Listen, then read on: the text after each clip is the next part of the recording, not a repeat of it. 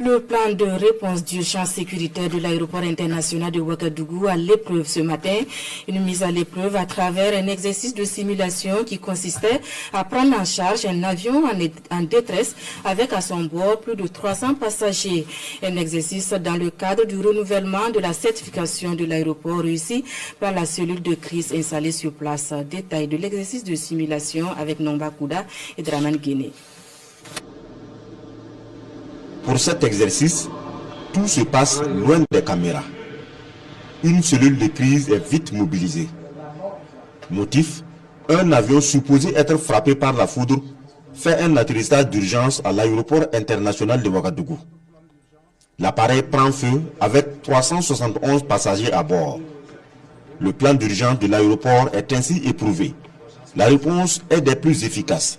Tous les passagers sauvés avec seulement 28 blessés. L'exercice de crise a permis de déployer la coordination et de dérouler cette coordination entre la Brigade nationale des sapeurs-pompiers et le service de sauvetage et de lutte contre l'incendie de l'aérodrome, d'assurer la coordination de l'équipe de gestion de crise à travers le centre directeur des opérations d'urgence locales dans lequel vous y êtes, la coordination avec les entités gouvernementales, comme on l'a dit, et également l'interaction avec les pays qui pourraient être concernés par un accident d'aéronef sur notre aéroport. C'est de voir ce qu'il y a comme dysfonctionnement au niveau de notre plan d'urgence pour nous assurer que ce que nous avons rédigé comme procédure est conforme à ce que nous appliquons sur le terrain.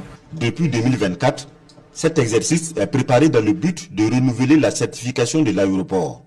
Il s'agit d'une exigence de l'Organisation de l'aviation civile internationale afin de maintenir le niveau d'alerte. L'Organisation de l'aviation civile internationale donne l'obligation à chaque État de certifier son aérodrome et son aéroport international.